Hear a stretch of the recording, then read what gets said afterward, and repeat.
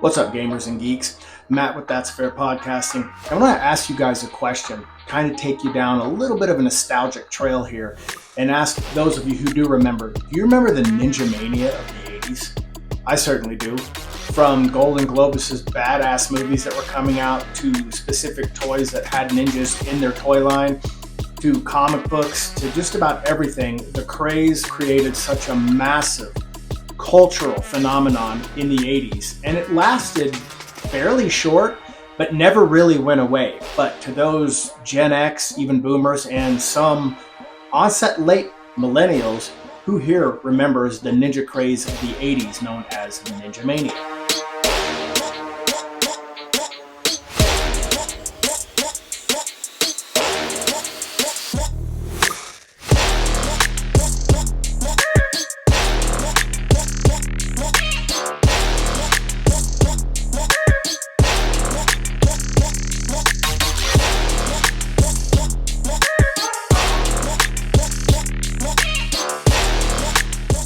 Man, I remember being a massive, huge, just ninja freak. Everything was ninja, from the movies to comics, toys, and everything.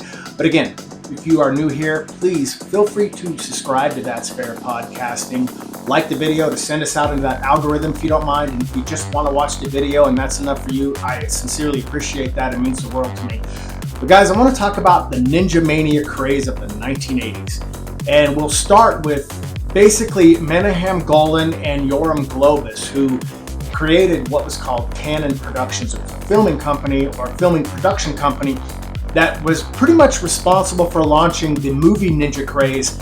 Although I can't give it all to them, I mostly give it to the face of the ninja craze, who I'll mention here in a sec. But these movies came out and they started all the way back to 1981, even though technically the first ninja movie in the 80s might have been, besides Shogun, James Clavell's 12-hour miniseries with Richard Chamberlain. They had ninjas in that. But you had The Octagon with Chuck Norris and Tadashi Yamashita. And that was a pretty damn good movie. But it was Golden Globus with Canon Production that came out with Enter the Ninja in 1981. A story that took place in Manila, where a Vietnam vet wanted to help his friend with his property, having some serious issues with Mr. Benarius, I believe his name was, trying to take over his property and whatnot. But the biggest thing was it introduced Sho Kosugi. To me, he's the Hollywood ninja of all time. The face of the ninja craze, in my opinion. And Enter the Ninja, he wasn't even supposed to get a part in it. He was just, I believe, a choreographer. And ultimately, he would get the role as Hasegawa, the evil ninja, and fight Franco Nero's white ninja character, which, in reality, I don't think it'd been that much of a fight, but, Sho Kosugi would have wiped the floor. Sho Kosugi was an expert in things like Shindo, Jin-and-Ryu, karate, I believe Kendo, Judo, Aikido, and Ninjutsu. This guy, who was, I believe, born with a small heart condition, ultimately rose the ranks and ended up being one of the greatest badasses in movie history, especially because he is the face of the ninja of Ninjamania. Again, in 1981 was Enter the Ninja. It launched Sho Kosugi. And in 1983, he was starring in this next vehicle called Revenge of the Ninja, which, was an awesome, another Canon movie, took place in Salt Lake City. But you had him as the famous black ninja, as always. And he had a business partner that would ultimately betray him, who he never really knew was a ninja master himself. And ultimately, they would fight on these towers overlooking Salt Lake City in a badass climactic fight scene for the ages. And then in 1984, I don't know how it was received exactly, not well received, but at the same time, it has its own pop culture following, which is Ninja 3: The Domination, with Lucinda Dickey as one of the main stars alongside Sho Kosugi, who is possessed by the spirit of a ninja. And this takes place more or less in like the Arizona areas. And Sho Kosugi, wearing the eye patch, comes along and he has to stop this evil ninja. And that's when you started to hear, only a ninja can kill a ninja. And Sho Kosugi at this time, man, was at his peak.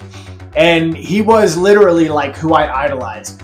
Bruce Lee in the 70s, obviously when he passed away in 1973, Enter the Dragon was released. And you had all these Bruce imitators. coming out trying to make money off the claim or the fame of Bruce Lee, and it worked.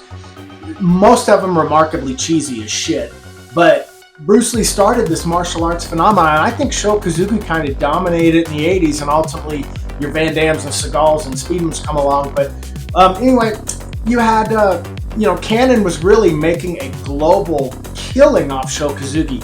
However, with Ninja 3 The Domination, that would be his last entry with Canon and Golan Globus. Now, Canon and Golan Globus will go on to make a 1985 American Ninja starring Michael Dudikoff and Steve James, rest in peace.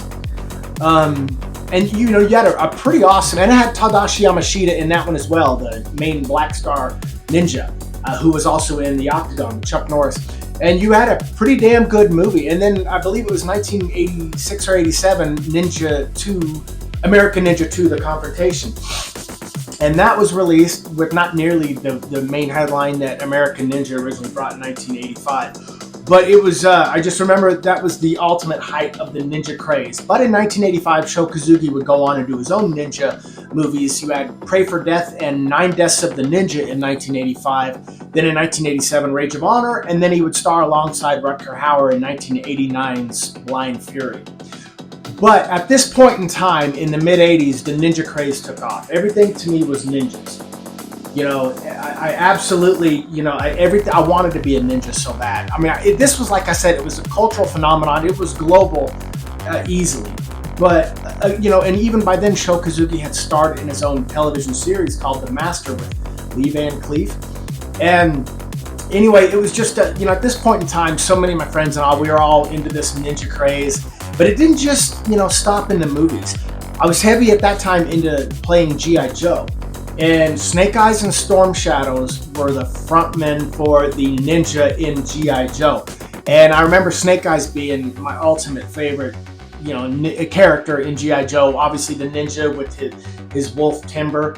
And Storm Shadow was just a badass. And I can't think of, I forgot, I'm drawing a blank of what their brotherhood was called, the Arashaki. Anyway, they had the red tattoos. But anyway, you Gen X that were fans definitely know what I'm talking about. And you had them literally just, bring ninjas into their storylines and into their comic books. So G.I. Joe was a huge influence with part of that ninja craze. And then you had ninjas appearing in Hollywood television shows such as Knight Rider. You had Magnum P.I. and even a Mickey Spillane's Mike Hammer had a ninja in it. So, at this time, Hollywood was glorifying ninjas as actual supernatural, beings that could perform these feats of just inhuman, type of things. Like, you had the smoke bombs that would make them completely disappear. You had them flipping through the air and things like that. But to go back to what the actual ninjas weren't all these flashy acrobatic swordsmen that, used magic to disappear. They were a secretive type that mastered the melee style of weaponry and also a lot of herbal warfare. They were masters of deception and disguise, and they would sometimes assassinate targets, but that wasn't their primary goal. Ninjas are known as assassins, but that wasn't the ninjas' primary goal. They were the masters of trickery and espionage and disguise and infiltration. And they did this to gain footholds on other daimyos back in Japan. But the 1980s came along, and I was easily influenced. So ninjas, whatever I saw on the television screen, it was real. And I have to legitimately give it up to Sho Kosugi. He would even come along and appear in a 2009 maybe film, Ninja Assassin. Kind of reprise another role of a ninja master, which he did. But Sho Kosugi will forever be the face of the Ninjamania of the 1980s. But guys, I was a huge ninja crazed person. I would collect things from Stephen K. Hayes, a top-ranking ninjutsu American. He would sell shurikens, he would sell ninja uniforms, weapons. You could get it at Asian World of Martial Arts, or AMA. You had the magazines that would bring all this out. It was a massive ninja craze. But guys, in short, they held such a significant cultural phenomenon that it almost seemed like it disappeared as quickly, like a ninja would, as quickly as it appeared. But it never really left the mainstream, I don't think. You had your characters in Mortal Kombat come along in the 90s, Sub-Zero, Scorpion, Reptile. You can go on and on. But ninjas have always kept a significant, role in the mainstream.